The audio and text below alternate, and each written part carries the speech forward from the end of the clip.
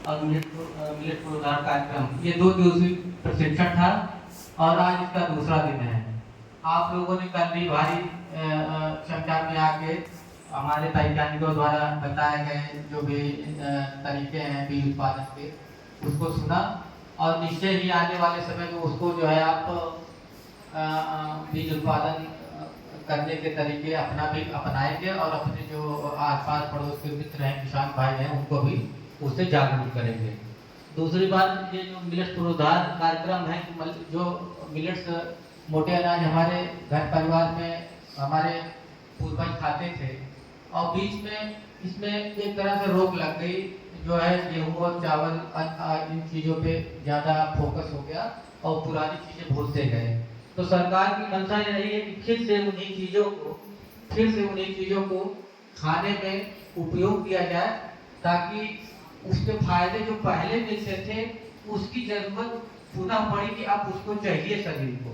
जब तक वो पुरानी जो आवश्यक पोषक तत्व मिलते थे, शरीर को प्राप्त होते थे, शरीर निरोग रहता था और 100 साल जीते थे, 95 साल जीते थे और दिन में खेतों में काम करते थे, उनको कोई थकावट परेशानी नहीं होती थी। लेकिन आज हम अच्छा भोजन कर रहे हैं, उम्र हमारी 60-65 साल, उसके पहले भी व्यक्ति दुनिया छोड़ दे रहा है। कारण तलाशा किया, जो हमारे वैज्ञानिक बंधु हैं, जो बड़े बड़े वैज्ञानिक हैं, बड़े बड़े हमारे रिसर्च करने वाले किसान भाई हैं, उन्होंने भी ये महसूस किया कि आज का भोजन जो हम आज कर रहे हैं उसमें कहीं न कहीं वो सब तत्व नहीं मिल पा रहे हैं जो शरीर को चाहिए। तो हम ही नहीं, दुनिया के अन्य देश के लोगों ने भी ये सोचा, जांच पड़ताल की कि आखिर वो कौन से खाद्य हम खाएं कि जिससे दुनिया में और अपने देश में अस्पताल में रोगियों की संख्या जो बढ़ती जा रही है वो कम हो, व्यक्ति स्वस्थ रहे, अस्पताल कम जाए, उसके पैसे बचे और घर परिवार में खुशहाली आए। अगर एक कमाई का एक हिस्सा दवाओं में खर्च कर देंगे तो घर परिवार में कहाँ से हम इस्तेमाल करेंगे, बच्चों की पढ़ाई लिखाई, शादी ब्याह और घर की जरूरतें हैं। तो सरकार की मंशा रही है कि फिर से हमको जो है ज्वार बाजरा सांवा रागी कोदो उनकी तकनी इनका उत्पादन करें, उत्पादन करने के बाद इसको खाने में उपयोग करें। पहले ये होता था कि उसकी जैसे जैसे रोटी बनाते थे, चावल बनाते थे और भी लाई बनाते थे, उस तरह से खाते थे या खीर बल्ली बना के खाते थे। लेकिन अब उसके कई प्रकार के आप जो है खाद्य पदार्थ बना सकते हैं, जैसे लड्डू बना सकते हैं और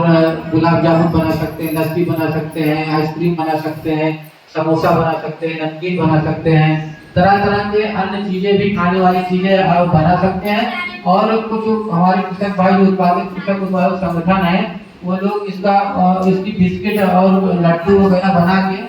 बड़े बड़े मेलों में भी, जो जनपद स्तरीय मेले वहाँ पर दुकान भी लगाते हैं और अच्छे जो है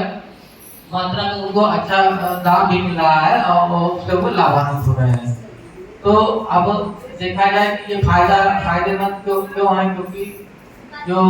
हमारा ज्वार बाजरा, ये सब सांवा रागी कोदो, ये सब मोटे अनाज हैं, इसमें आवश्यक पोषक तत्व कैल्शियम, मैग्नीशियम, सल्फर और जो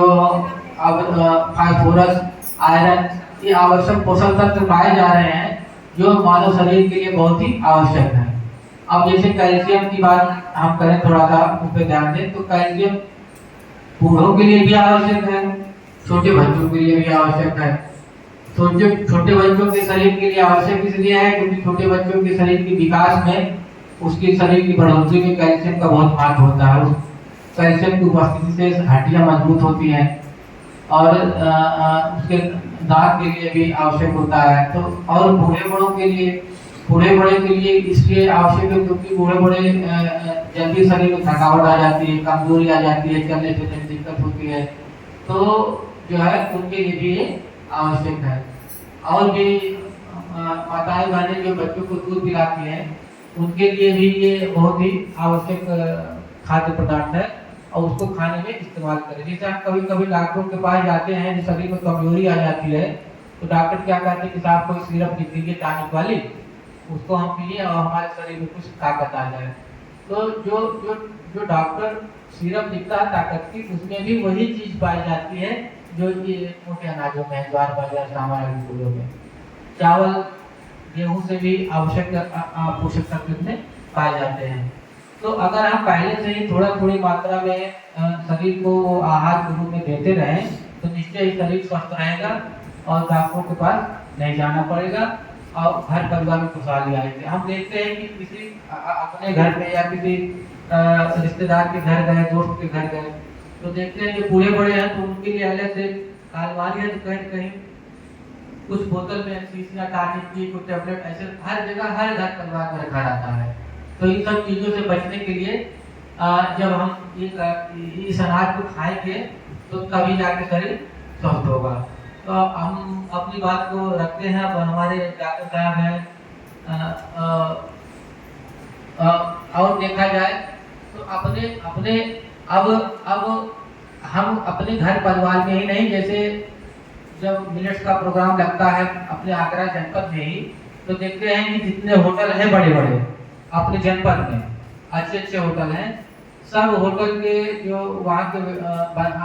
भोजन बनाने वाले लोग हैं वो आते हैं, अपनी कलाकारी दिखाते हैं कि साहब ये चीज़ हमने इस तरह से बनाई है। और जो बाहर से लोग आते हैं, पहले अपने भोजन में होटल में तरह तरह की चीज़ें खाते थे, लेकिन अब उनकी मंशा ये भी रही कि नहीं, हमको मोटे अनाज वाला जो सरकार माननीय मोदी जी मौसम बनाया गया 2023 में, उस तरह के जो अनाज है, उस तरह अनाज से बने हुए खाद्य पदार्थ हमको खिलाओ, हमारे थाली में खिलाओ,